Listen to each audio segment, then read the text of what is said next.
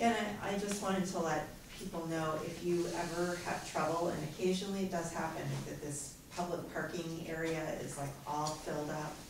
If there's no wedding or something going on in the church, you're welcome to park in our church parking lot. If you just keep going up, what's the street that goes, Morris?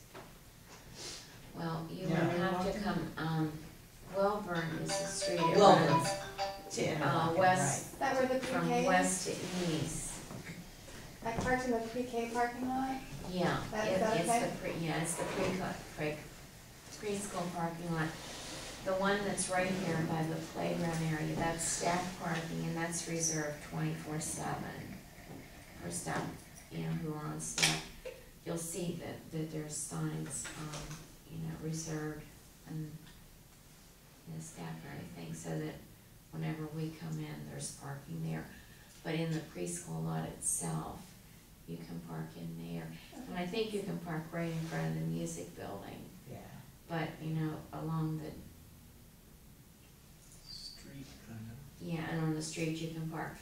But the parking lot right by the playground, and then the two that are parallel with the music building, the terracotta colored building, those are staff parking spaces, which are reserved 24/7.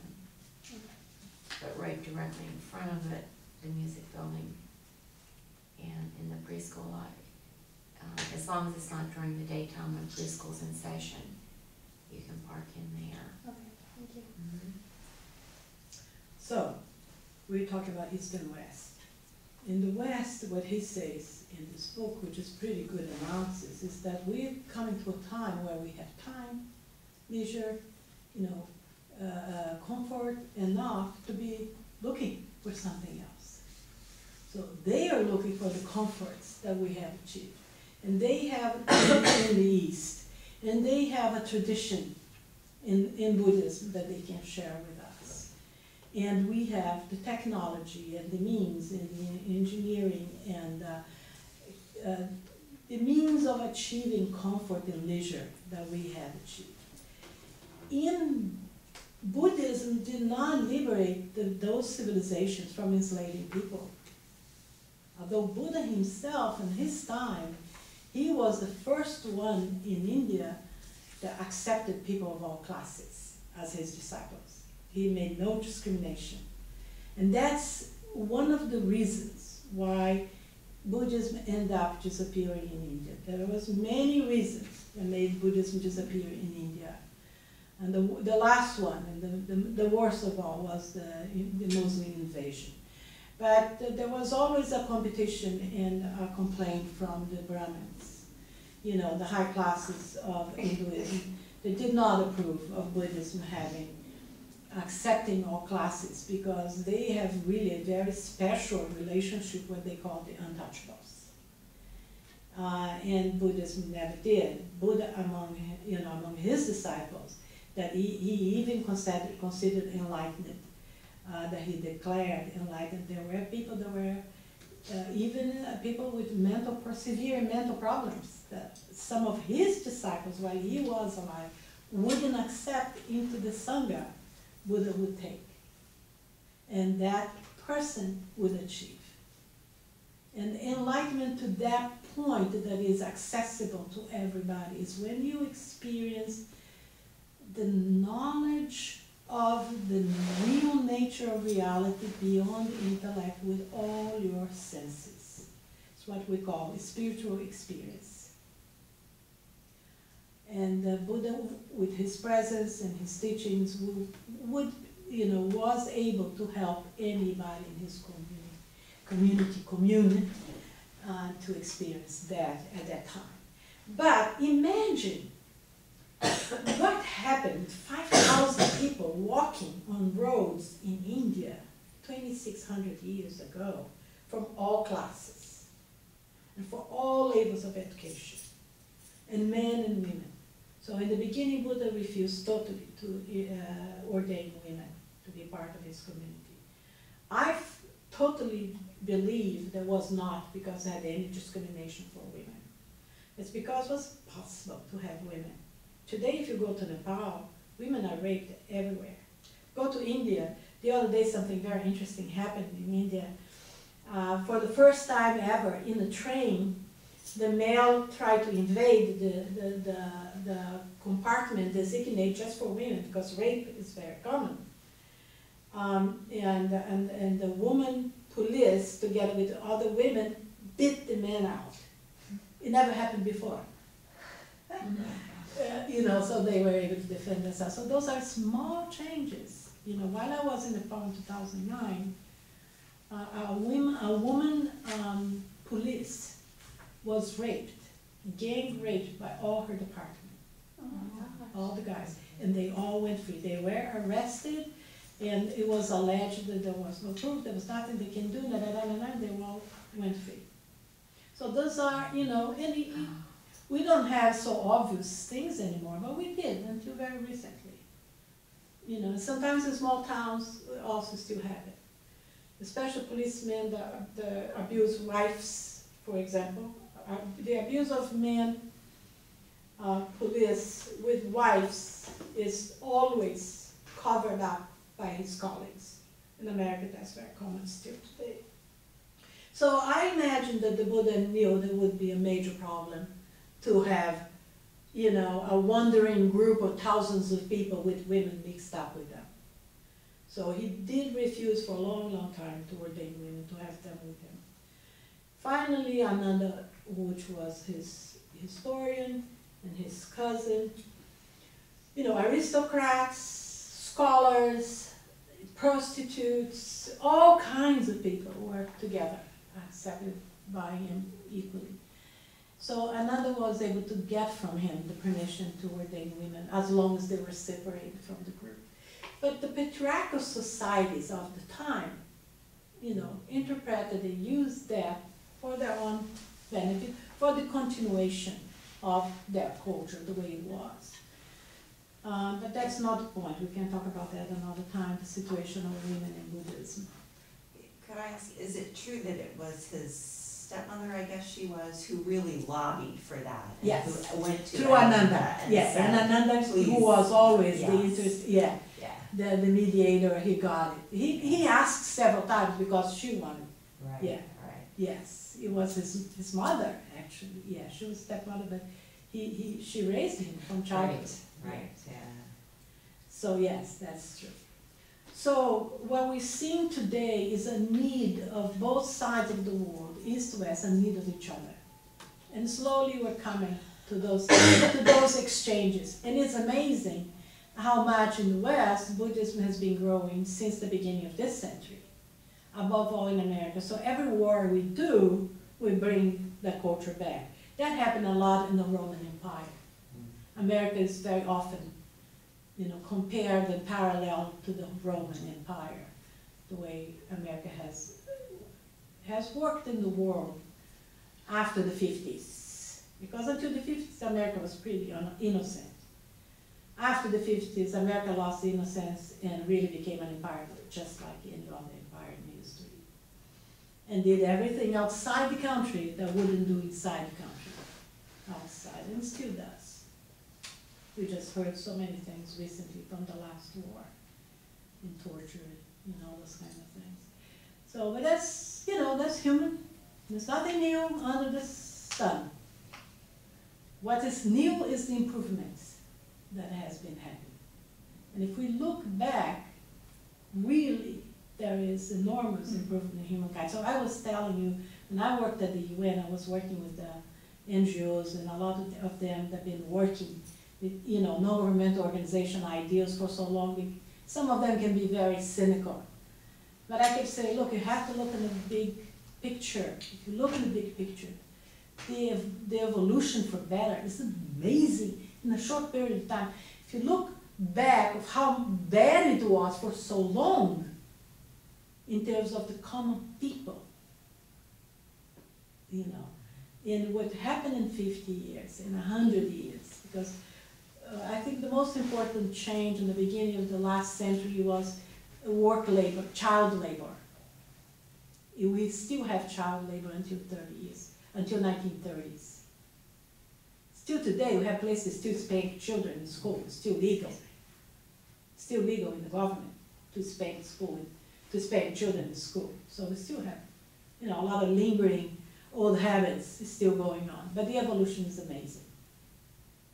And so I was saying the Dalai Lama is doing some research that he's paying for them with the Emory and also with Stanford University, of researching the life of animals, you know, the life of consciousness that animals have, but also teaching children meditation and how it's affecting their lives. The best research that has been having, that has been taking place, is with children on foster care system. He reported that in 2010. Yes, it was 2010 that they reported that in Atlanta, they working together with the foster care system. And the foster care system, you know, they were able to make experiments with several different ages, group of children. Right. And some children, especially adolescents in the 12 and 15 years old, they were learning to meditate and develop compassion, staying with themselves and calm themselves, but also develop compassion. Yeah, alternative points. The effect it had on their lives, it Alternative was that points. they reported and they projected on the screen that those children talking about what happened in their lives. They were much more successful going through the system. They were better advocates for themselves instead of being only rebellious, instead of being only angry. They start to be able to take care of themselves better than inside. Because what we all know, we've seen that in so many movies, the children, the adolescents start developing their personalities and they are just angry. And they're just angry at everybody. So everything they do, it worsens their situation. And the experiment with these children made them become better advocates for themselves. They behave better with the judge instead of taking the judge as their enemy. Like that's the usual projection that, you know, normal in that age. And they have much better results in their lives. So you can imagine what can be for everybody, you know, for children in general, if we can help them learning small techniques. That's why he says it's not needed. Religion is not needed for that. For a better humanity, for a better life, for a better society. We can use, you know, meditation has no religion written on it. It's a psychological, mental technique. So Buddha discovered all this by himself, but surely we cannot ignore all the tradition that was before him. He went through the system. He was 6 years with all those people trying all these techniques until he found what he calls the middle way. Not too much pleasure and dissipation and comfort, and not too much self-denial and sacrifice. Is the middle way. Myself, I compare this with the razor's edge. I remember when I was young, you know, in Brazil, our education, private education, at that time there was not enough public education. We have to go middle class to go to private education. So very based on French culture. And so there was a very famous Somerset Maugham, very, very famous author that had been in touch with Buddhism early in his life, in the beginning of the 19th century. And he wrote The Razor's Edge. It's an amazing book. If anybody has a chance to, don't watch the movie. It's a classic. It's a beautiful classic. And he shows, it's called The Razor's Edge. He shows the tragedy of humanity, the human tragedy when you have dissipation and disorientation, lack of direction, you know, how do you fall on each side, or when you are on the other extreme, you know, the dogmatism, the excesses of the religion, the fundamentalism of religions. You know, we're seeing the consequences today of so much fundamentalism within America. So many people, you know, we saw 20 years ago all those small sects, cults, that people kill themselves, that there's abuses, sexual abuse, all kinds of things, all fundamentalists, and people blindly believe in things, and people that give themselves totally to pleasure and self-satisfaction, both are equally tragedies, human tragedies. And this book shows that beautifully, very tragically. It's an amazing, both the movie and so the middle way is also not easy, because you have to walk on a razor's edge. And what that means in Buddhism, in all three Buddhisms that we know, means mindfulness. You have to tread the path, awaken. It's the path to awakening. It's the path to be here and now. It's the path that you don't follow your culture blindly. You don't follow your religion blindly. The Buddha said himself, if you find me on the path, kill me. Which means don't be attached to me. Don't follow me blindly. Awaken yourself. And all that we do when we meditate is to learn to achieve mindfulness during the time of meditation, and then to slowly bring that to our lives, to everything we do. It's not that we don't believe in what other people say. It is not that we don't have good judgment, for good and bad. We do. But we need to see every moment. That's wisdom. It's different from knowledge. It's beyond knowledge. It's when you apply knowledge only, that is blind also. You have to bring wisdom into knowledge. And how do you do that? By contemplating, by being here and now, by seeing the expansions and connections of things. How do we do that? By being here now. It's very simple, but not easy. Right? So that's the Buddha's way. It's the middle way. And the Buddha said, and I have here for you to contemplate during the next week, the Four Noble Truths. He was so smart, but I think it's very smart in Buddhism. Sometimes it's too much. There's 84,000 teachings. It's not that we have to follow 84,000 teachings. It's that there were 84,000 questions to Buddha, or more. And he taught according to the questions that he had. And actually, it's a very interesting thing. Neurology today said that we are able to have 84,000 thoughts in a day. I'm glad we take 600 seconds off.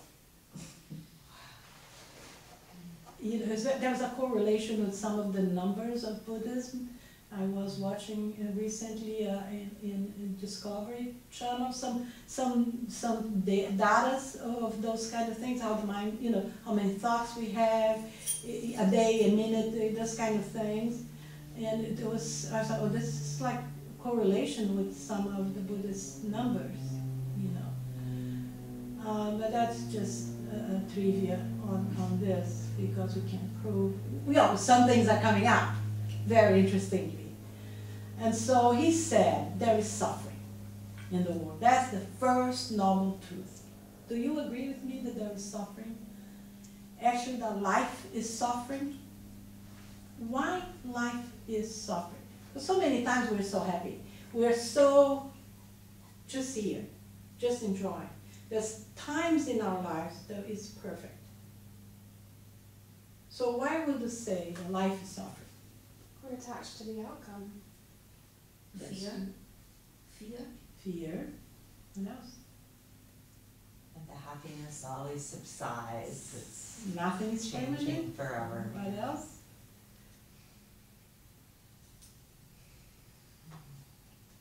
What else? Okay, yeah, impermanence of everything. Things change all the time. And we want things to stay the way they are, whatever we achieve, anything.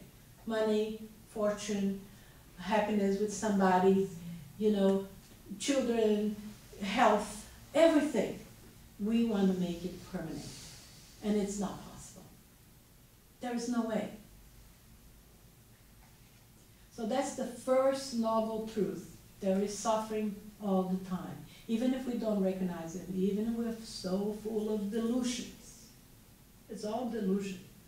You know, the fact that we want to be, right now, this is good, and I want to make it perfect. So my husband, my wife have to be the way I want it again and again.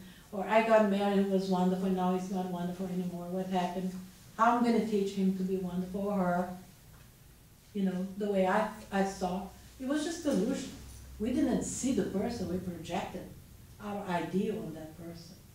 We didn't see the person, so we didn't love. Really, never. We're just projecting ourselves. And so on and so forth. So that's the first noble truth. It's really important to meditate on that again and again, because delusion is a constant product of our mind. We do not live our day, every moment, with awareness. And it's very difficult because the mind is producing that delusion all the time. So the first thing of Buddhism is that accept that the life is changed and is changing all the time, that we cannot hold on to anything that we want to hold on. And how do we become more aware of that? And that's the first step. So, okay, life is changed, life is, unstable. So what? What do I do? Okay, so the second noble truth is what he found out. The first is that life is change and is impermanent.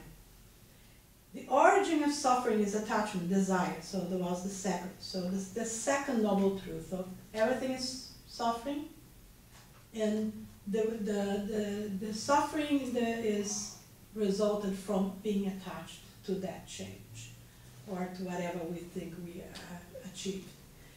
And third, the cessation of suffering is attainable. That's the third noble truth. Through what? Why is it not? How did he achieve it? The cessation of suffering.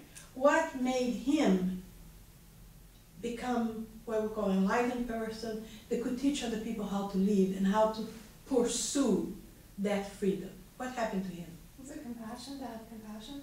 Before that, he was sitting under the tree. What happened to him? Was it the emptiness? He had an insight, a big insight, because he understood the true nature of reality, which took us 2,600 years through machines to discover. He discovered by being sitting under the tree, he understood the cosmogony of reality, the nature of reality. And was able, more because many people achieve enlightenment are not able to verbalize, not able to articulate. He was able to articulate also, and to teach it to other people, and to help other people to achieve. So that's what's so special about Gautama, the Buddha. Because many people achieved that before him, and many people achieved after him. And many people are achieving right now in many places, everywhere. But a few are able to articulate, a few are able to develop, to present, and to help other people to achieve it also, to experiment that. That's why we think he's so special. And that's why Jesus was so special also. Jesus, look, did the same. Among his disciples, he had all classes. He also took the list of the people in Israel, in the reign, in the Roman Empire around him. He took the list of everybody. You know, there were aristocrats, there were government people, there were there were what do you call it, scholars among his disciples, and there were fishermen, and and he did the same. The Buddha told his disciples. He said, "Leave everything, come and follow me. Renounce the world." The same exactly as the Buddha said, and come with me. So Jesus also was able to teach. And we have all the sermons, and we have all the beautiful. The Gospels are absolutely beautiful. I used to know all of them by heart. By age 12, we had to know all of the Gospels by heart, and I loved them. It was absolutely beautiful. It is. As I develop more insight, and more I study and meditate, more I remember parables and stories, and I see the connections, and I see the beauty of the teaching, the psychological teaching that is in Jesus' teachings. Some of them very similar. Some of them are original of Jesus, some of them were written many years, many centuries after him, and some of them are pure cultural that came from India. The culture circulated, through the Silk Road, through the Mediterranean, everything. They all had and on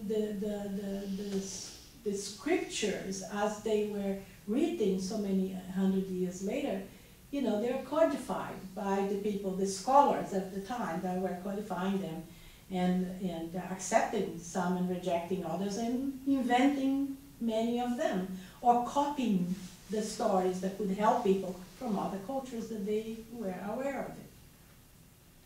In the end, the essence is absolutely the same. Some are the essence are the same, and the beautiful stories are cultural, pertinent to the culture, and become easier for us to understand. And then, in the stage we are today, to make a correlation among them.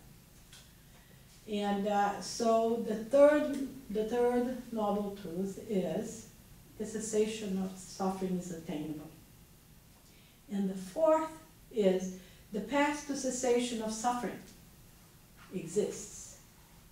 And it's called the Eightfold Path. And above all, it's called Dharma.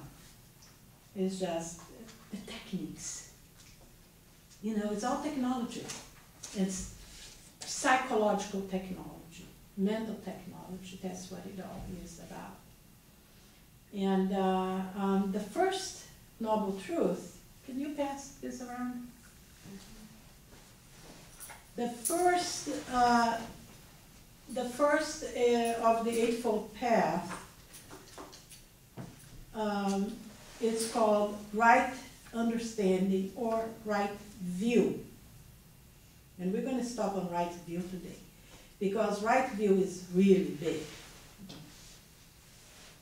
So let's go back to the four noble truths and find out what is that he saw. What is the understanding that he got that we can call view, that is the right view of the world? What is that? We already repeat that more than once today. What is that we call the first truth of the Eightfold Path? There are eight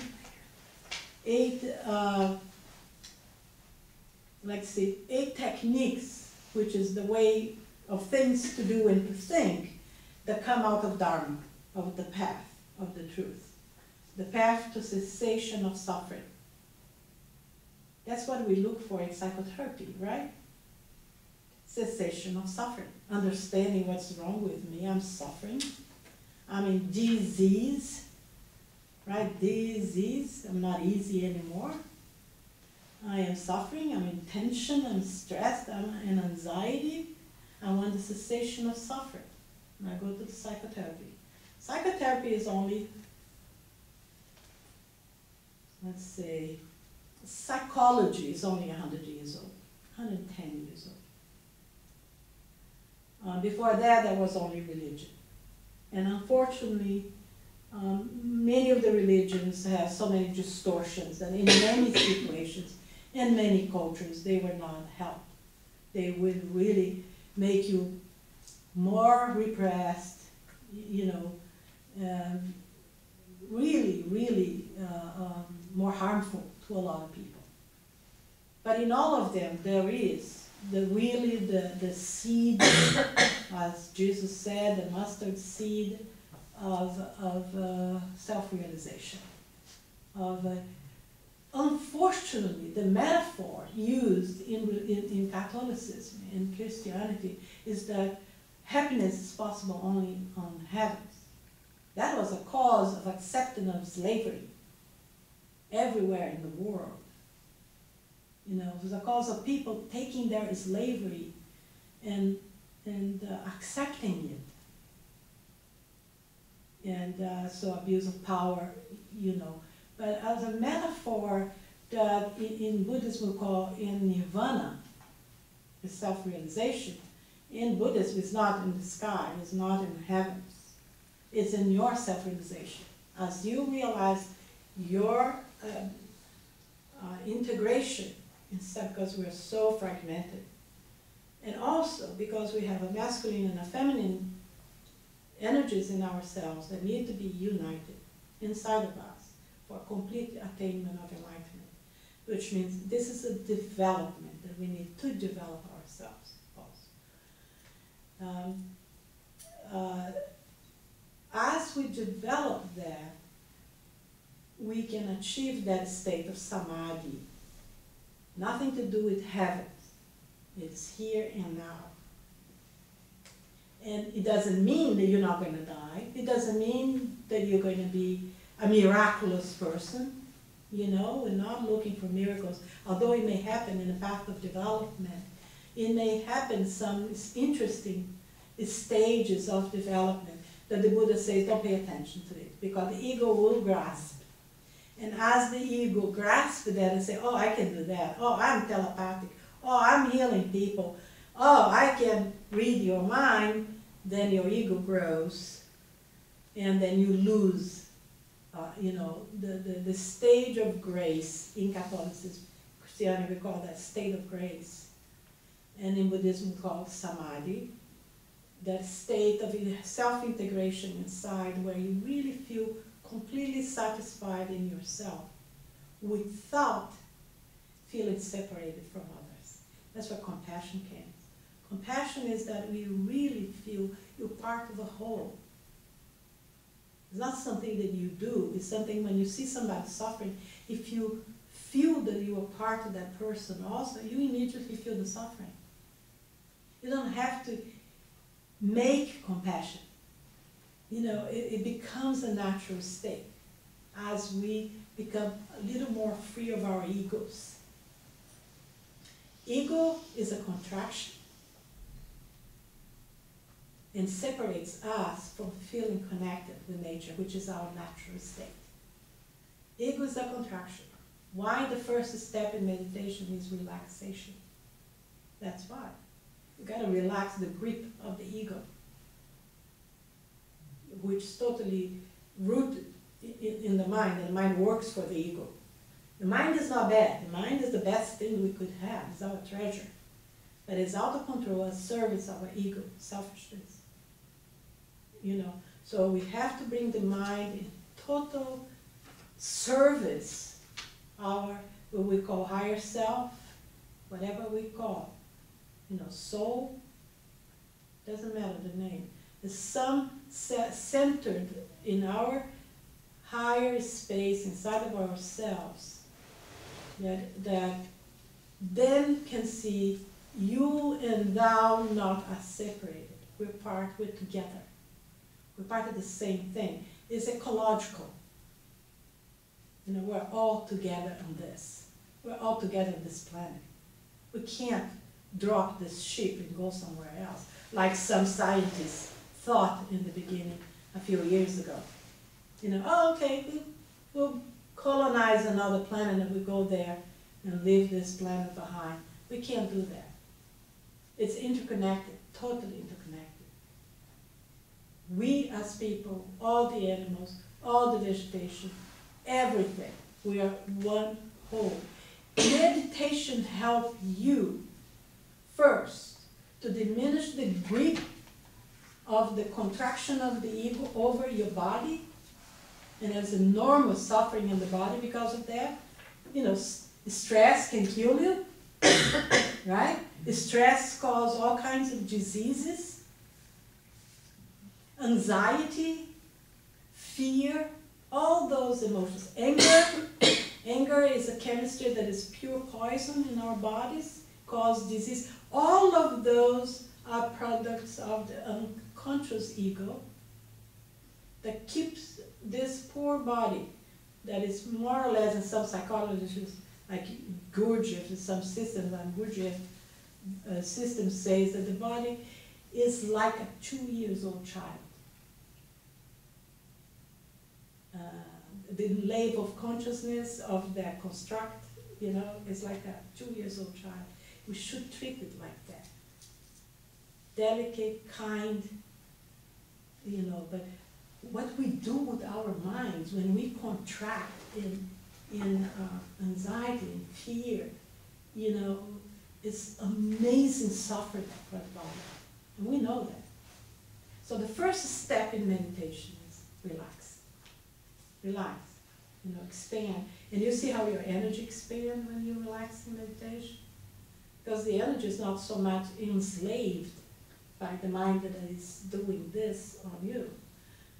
Not because the mind is bad, it's because it's all that the mind knows to do. Self-defense, you know, defense mechanism from childhood, all this is a big story, it's a long story. So the first truth of the eightfold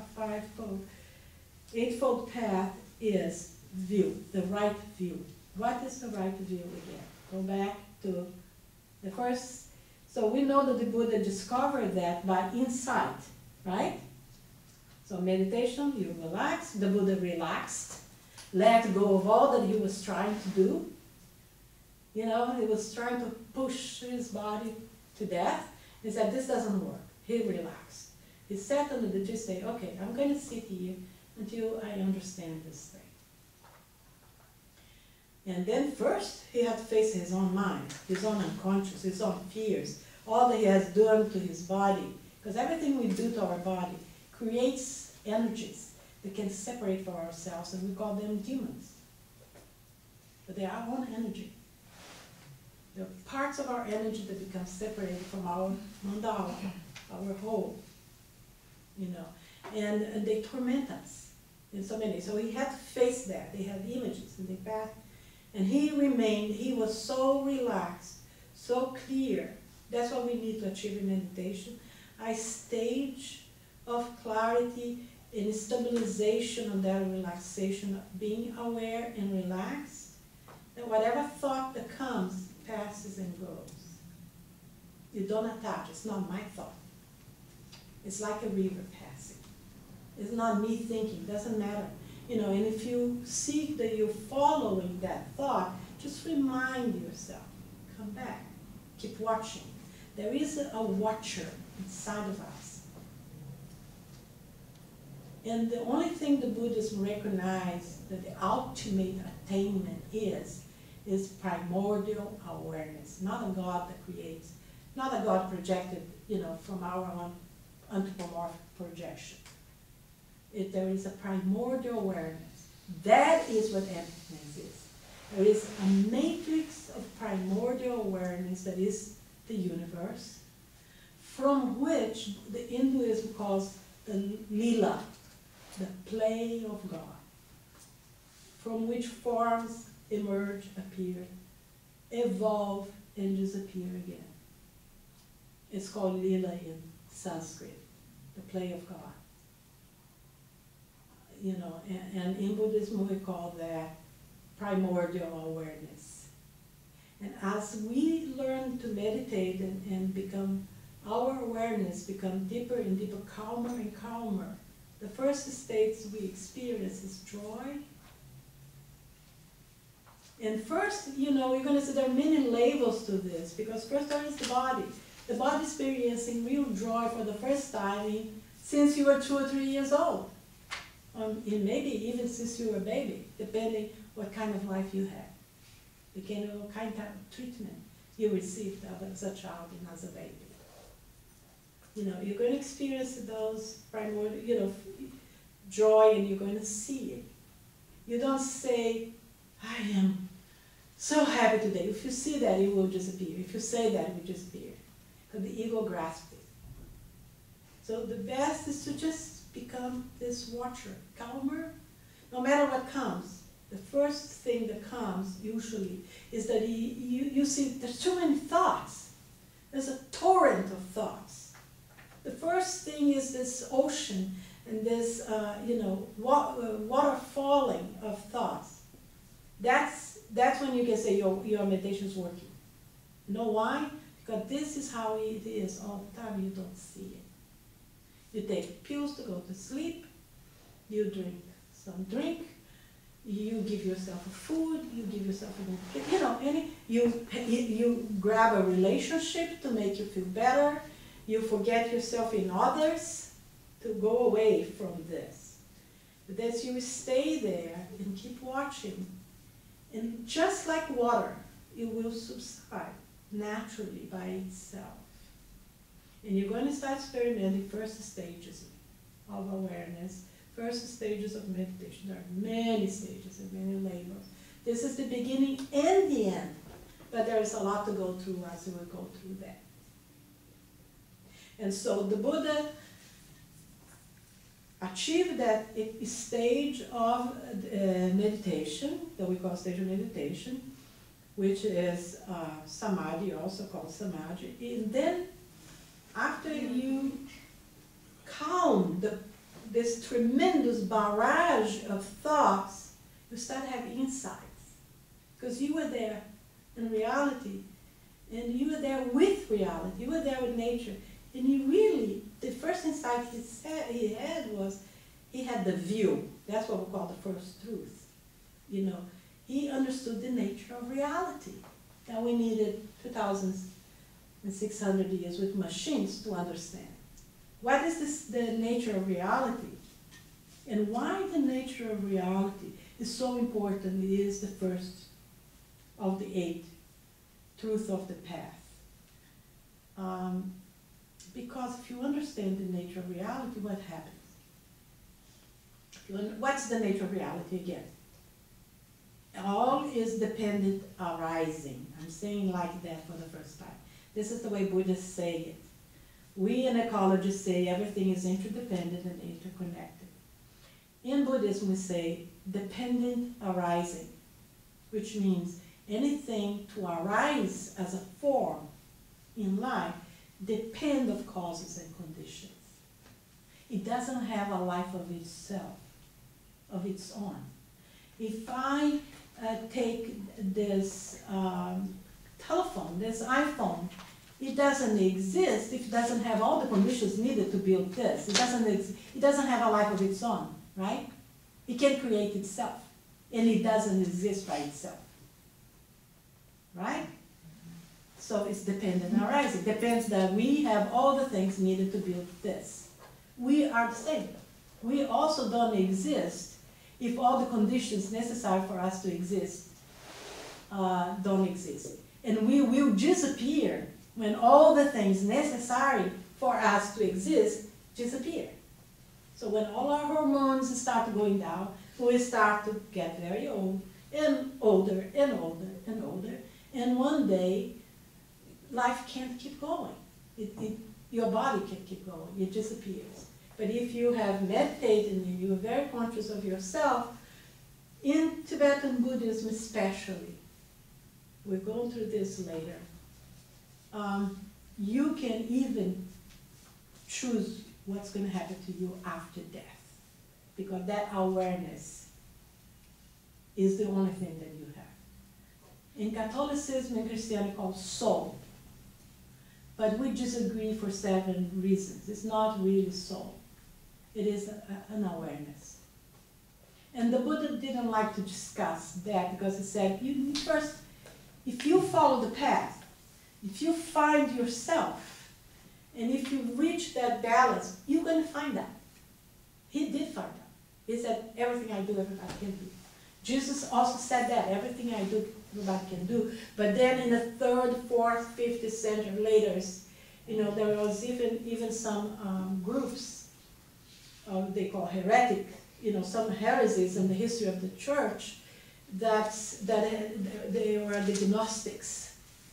The group of the Gnostics, and a lot of the Church of the Orient, the Greek Church still have a lot of those concepts embedded in the Greek Orthodox tradition, that really everything that Jesus did we can do. He was not the only Son of God. That's Mormonism. Mormonism is one of them. We are all, it's the common people. Everybody can develop what we call divinity, but it appears to be divine just because, we have developed a kind of life that seems so far away from this. Some of us today appear divine for people with minds of a few hundred years ago. Not to Tibetans, as some people think they're very primitive, because they have lived isolated in Tibet for so many years. I've heard some Zen Buddhists, psychotherapists say that Tibetans have a mind of 6 years old, which means they are primitive. They are so mistaken, because they had an amazing process of enlightenment going in there for 2,000 years. Their mind is not that primitive. But when you are in a stage of normal common man without having looked inside, the people that have insight, the people can have global view of things, the people that have cosmogony of a larger scale seem almost divine to them. And seem beyond the common mind, but it's not. So here is also for you guys to have a look, and we will discuss next time. And we will do more of the history. Next time, I think it was important to stay with the Buddha and what he discovered today, and what he discovered and how it was developed for everybody. Here, could you please pass this around? And then we'll see how Buddhism developed for 400 years after his death, and then how it became Mahayana, and then which separated from Hinayana, and then how it became Vajrayana, which integrated Hinayana and Mahayana into Vajrayana, and brought Tantra from Hinduism into it. So Vajrayana is an amazing, complex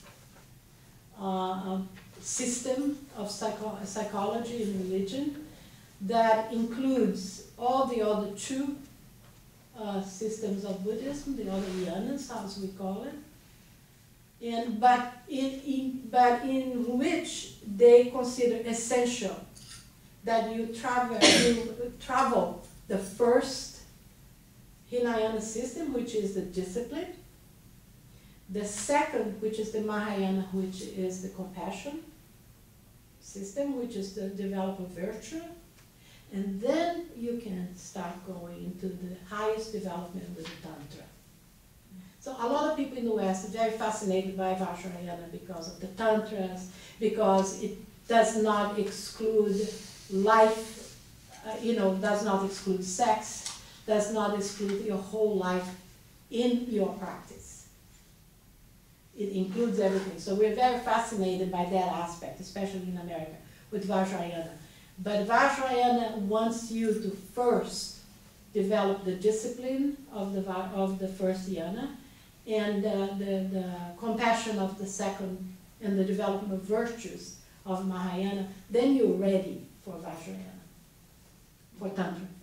You use the phrase Vajrayana. Vajrayana. You mentioned the first. The first yana. Yana. Yeah. What is yana? Yana means vehicle. I'm sorry? Vehicle. Vehicle. Oh, vehicle. vehicle, okay. Vehicle symbolically saying the teachings, the system that carry the teachings of the Buddha. It's called three baskets, the three yanas. The first one is how Buddhists developed for 400 years. In the University of Nalanda, we're going to talk a lot about Nalanda next time. Amazing, the first real university in the world. Right now we're just starting to learn about it. It was a Buddhist university, but taught all knowledge of the time at the university. So in Nalanda, you know, they existed since the 3rd century. And the city and the monastery existed there since the 2nd century. But it achieved its highest level, the flourishing, the golden age in the 4th century.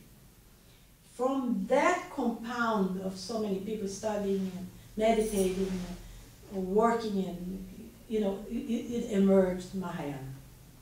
That say, well, it can't be only for personal development.